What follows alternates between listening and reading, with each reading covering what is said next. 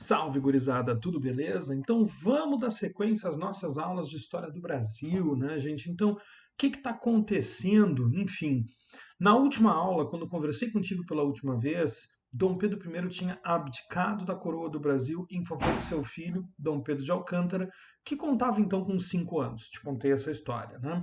E aí fica aquela dúvida: vão entregar a coroa para ele governar? Claro que não, né, minha gente? Obviamente que não. O que que prevê a Constituição? Todo caso extraordinário, toda situação fora do normal, e as normais também, a gente tem que procurar uma previsão constitucional. A gente tem que procurar o que que a Constituição diz. A Constituição, no caso, é a Constituição de 1824, que foi feita pelo Dom Pedro I.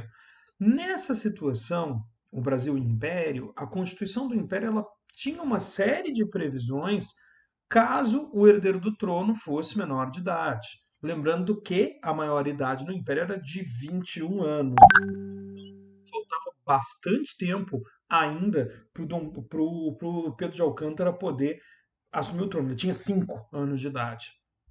O que a Constituição previa era o seguinte: o Congresso Nacional, né, a Câmara dos Deputados, ia se reunir, ia escolher uma regência.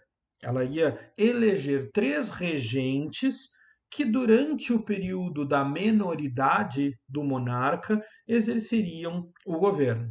Por isso a gente chama esse período de período regencial, né? O período regencial é o período das regências durante a menoridade de Dom Pedro II. Mas, capitão, peraí. Se o senhor disse que ele tinha 5 anos em 1831 e que ele tinha que ter 21 para poder assumir o trono, e se o título ali do lado do senhor está dizendo que o período regencial termina em 1840, eu sei, a matemática não fecha. A matemática não bate, porque a gente vai ter uma série de probleminhas envolvidos aí. O que que aconteceu? Bom, eu conto para vocês na sequência. Teoricamente, gente, deveríamos ter uma regência governando o Brasil de 1831 a 1847. Não foi exatamente o que a gente teve. A gente não teve uma, a gente teve 4 regências diferentes. A primeira delas foi a chamada Regência Trina Provisória, de abril a junho de 1831. Por que que a gente vai ter uma regência provisória, gente? Nós vamos ter uma regência porque quando o imperador abdicou, quando Dom Pedro I abriu mão da coroa do Brasil, o Congresso Nacional estava de férias. Então o Congresso Nacional não podia eleger uma regência. Então, os representantes do Congresso que estavam na capital naquela situação vão acabar vão acabar escolhendo uma regência provisória até que se conseguisse reunir todo o Congresso novamente. Foram escolhidos aí 2 representantes políticos, né, o senador Vergueiro e o Marquês de Caravelas, né, o José Carneiro de Campos, e um representante dos militares, o Brigadeiro Francisco de Lima e Silva. Gente, o Brigadeiro Francisco de Lima e Silva. Ah, professor, Lima e Silva, então ele. Não, ele não vai ser quem tu está pensando. O Brigadeiro Francisco de Lima e Silva ele vai ser o pai do Duque de Caxias. Ele não é o Luiz Alves de Lima e Silva, ele é o Francisco de Lima e Silva, né? Bom, a regência trina provisória ela, ainda que exercendo o poder por 2 meses, por muito pouco tempo, ela vai adotar algumas medidas já para tentar amarrar o período posterior. Quais sejam? A regência trina provisória adota a proibição da criação de novos impostos, uma vez que não se tinha um governo definitivo, então deveria se evitar criar novos impostos. E percebam o seguinte, meus amores, minhas amoras, percebam que a questão de criar ou não novos impostos, percebam quanto isso já é presente lá em 1831. Né? Bom, também a regência trina provisória proíbe a dissolução da Câmara. A Câmara dos Deputados não pode ser dissolvida em hipótese alguma, e isso era sempre um temor, porque Dom Pedro I dissolveu a Câmara, não é mesmo? Né? Então vamos evitar que isso aconteça durante esse período, e durante o período regencial, o poder moderador está suspenso. Cuidado com isso, né, gente? O poder moderador não foi extinto, ele está suspenso. O poder moderador era aquele poder que o imperador usava para interferir nos outros poderes. tecnicamente, os regentes, eles de alguma forma também teriam o poder moderador, mas a regência trina provisória ela está tirando esse poder, porque esse poder se pensava sempre no poder moderador como um poder pessoal do imperador. Então, se a gente não tem imperador, não faz muito sentido, né? Não tem muito sentido que haja um poder moderador. Enfim, em junho, com o Congresso reunido, vai ser eleita, enfim, uma regência trina permanente, que na verdade não foi permanente, mas enfim, era para ser. Né? A regência trina permanente, gente, composta pelo mesmo brigadeiro Francisco Lima e Silva, né, mais os políticos, né, o João Braulio Muniz, representante da região norte, e o José da Costa Carvalho, Marquês de Monte Alegre, né, ele representava o sudeste, o sul, e a ideia era que tivesse alguma representação assim regional dentro da regência. Esse período da regência trina permanente, gente, ele vai ser um período de alguns avanços importantes, e de alguns avanços importantes principalmente na pauta dos então liberais. O que que os liberais queriam? Os liberais no Brasil, no século XIX, eles querem mais autonomia. Então a ideia é o seguinte: Dom Pedro I concentrou tudo. Quem sabe a gente aproveita agora que está sem imperador e a gente consegue desconcentrar um pouco. Quem sabe a gente consegue relaxar um pouco. E aí a gente vai ter algumas questões, né, algumas questões importantes. Uma delas foi a criação da Guarda Nacional. A Guarda Nacional, ela tinha função de defesa, e a ideia era que ela exercesse um papel de defesa num momento em que o exército brasileiro era muito pouco estruturado, era muito pequeno o exército e muito pouco estruturado. Então a Guarda Nacional ia exercer esse papel. A grande questão da Guarda Nacional é que os responsáveis pela arregimentação da Guarda Nacional eram os grandes fazendeiros locais, que recebiam de presente do governo o cargo de coronel da Guarda Nacional. É por causa disso, gente, que ainda hoje, aí nos grotões no interior do país, quando a gente tem um proprietário de terra e ele é muito poderoso, ele é muito rico, há a tendência de chamá-lo de coronel. Esses coronéis não são do exército. Esses coronéis, eles eram da Guarda Nacional. E é claro que na medida em que tu dá para esses caras esse poder militar de organizar um grupo, de criar resistência local, tu tá regionalizando a questão da defesa, tu tá, enfim, descentralizando o poder. Uma outra questão importante que vai acontecer no período da regência trina permanente foi a criação do Código de Processo Criminal em 1832. O Código de Processo Criminal, gente, ele vem modernizar a legislação penal brasileira, né? Até porque antes dele, a legislação penal brasileira ela era baseada numa série de decretos da época de Filipe II, que governou por volta até 1640. Então a gente está falando de uma legislação do século XVII, 200 anos depois aí. O Código de Processo Criminal ele normaliza muitas questões, ele regula muitas questões, mas a questão mais significativa vem na questão da criação da figura do juiz de paz. O juiz de paz era um juiz de primeira instância, era um juiz de entrada no sistema judiciário. E o juiz de paz não é nomeado pelo imperador. O juiz de paz ele é eleito pelos fazendeiros e poderosos locais. Então a gente está, enfim, criando uma delegação de poder para esses caras. Esse período da regência trina permanente, portanto, ele é um período de descentralização do poder. Ele é um período de tirar um pouco daquele poder que estava mega concentrado no imperador e tentar regionalizar um pouco mais. E quem sabe aproveitar esse momento que a gente está sem imperador para conseguir fazer isso até de uma forma mais definitiva. Vamos lembrar, gente, a Constituição Brasileira é de 1824, ela não tem 10 anos.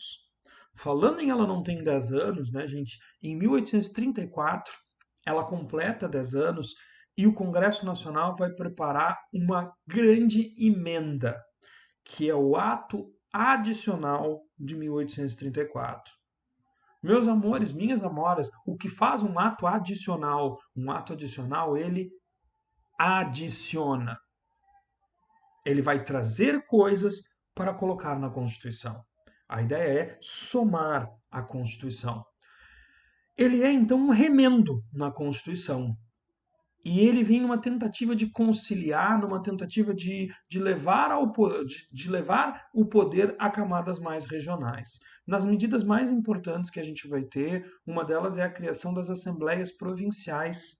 Não existia poder legislativo nas províncias. O único poder legislativo que existia era o poder era da Assembleia do Império. Agora a gente passa a ter assembleias provinciais, que vão poder tratar das especificidades das províncias. Ainda, o ato adicional de 34, ele que vai definitivamente deixar o poder moderador suspenso durante a regência, né, gente? Essa suspensão definitiva ela é temporária, né? A gente brinca com isso, né? Então, aqui fica claro, os regentes não podem usar o poder moderador. O poder moderador é um poder pessoal do imperador. Portanto, se não há imperador, não há poder moderador. E há também uma mudança administrativa, que é a ideia de substituir a regência trina, a regência que era composta por 3 regentes, por uma regência una, para ser composta por apenas um regente. Então, a ideia é: 3 regentes é muito complicado de administrar. Quem sabe se tiver apenas um, fica mais fácil. Enfim, o ato adicional foi aprovado pelo Congresso e é uma vitória da descentralização política. É uma vitória do grupo que quer descentralizar. E esse mesmo grupo consegue emplacar o seu regente, né? Já vamos nós para a nossa terceira regência, né? A regência una do Padre Feijó. O Padre Feijó, gente, ele era um representante das alas liberais. Então, o Padre Feijó foi um dos caras que teve por trás do Código de Processo Criminal, da criação do juiz de paz, do ato adicional. Ele foi um dos caras que teve trabalhando com essa situação. Ele foi eleito com uma margem muito estreita. E nesse momento, a gente vai ter um racha político no país entre os chamados progressistas e os regressistas. Os progressistas são os profissionais liberais, as camadas médias urbanas, e em sua maioria eles apoiam o Padre Feijó e apoiam as ideias do ato adicional. Os regressistas são os grandes proprietários rurais. Eles acham que aquele processo de descentralização foi longe demais, eles querem centralizar o poder, eles são contrários ao ato adicional. Então vocês vejam que o ato adicional acaba radicalizando as questões, né? Ele acaba levando as questões aí a uma situação bem séria. O que vai acontecer é que ainda no governo Feijó, essa tensão política não consegue ser administrada e aquilo que eram disputas políticas acaba se tornando disputas mais graves. Vão estourar revoltas. A gente vai ter revoltas em todo o Brasil. Cabanagem, balaiada, malês, são revoltas de caráter mais popular, e também a gente vai ter a sabinada, a farroupilha, são revoltas que têm uma orientação um pouco mais elitista. Quando a gente começa a ter, e a gente vai falar mais dessas revoltas mais adiante, quando a gente começa a ter todas essas revoltas explodindo, o Feijó se dá conta que ele não consegue administrar e ele acaba pedindo o boné. Ele acaba pedindo para sair, o que vai fazer com que o Congresso tenha que eleger uma nova regência. Vamos para o nosso quarto regente. O quarto regente do Brasil foi esse senhor calvo aí da foto, o Araújo Lima. O Araújo Lima ele vai representar a chegada no poder dos regressistas e dos conservadores, né? Olha os regressistas, gente, aquilo que eu te falei, são os grandes proprietários rurais, eles querem centralização, eles são contra o ato adicional. Faz sentido, o ato adicional era obra de Feijó, né? Então, os regressistas são contra isso aqui. Eles querem voltar a centralizar o poder. E nesse sentido, eles vão em 1840 aprovar uma lei de interpretação do ato adicional, também conhecido como a emenda da emenda, né? Então, nós vamos remendar o remendado, né? A gente remenda a emenda. A lei de interpretação ela vai anular muita coisa que o ato adicional trazia e ela vai dar para o poder central, nesse momento é o poder da regência, mas será ali adiante o do imperador, o poder de nomear os principais cargos das províncias. O Araújo Lima não consegue lidar com a situação das revoltas e o Brasil está explodindo. Quando começa a crescer, começa a ganhar força o movimento da maioridade. O movimento da maioridade ele foi empurrado pelos liberais, porque os conservadores estavam no poder, na figura do Araújo Lima, e a ideia deles era, se a gente conseguir colocar o Dom Pedro II no poder, a gente tira os conservadores do poder. Então começa a ser uma campanha para se antecipar à maioridade do imperador, e a ideia de que apenas o imperador poderia trazer paz interna para o país. Tinha uma quadrinha que se cantava na época: queremos Pedro II, embora não tenha idade, o povo dispensa a lei e viva a maioridade.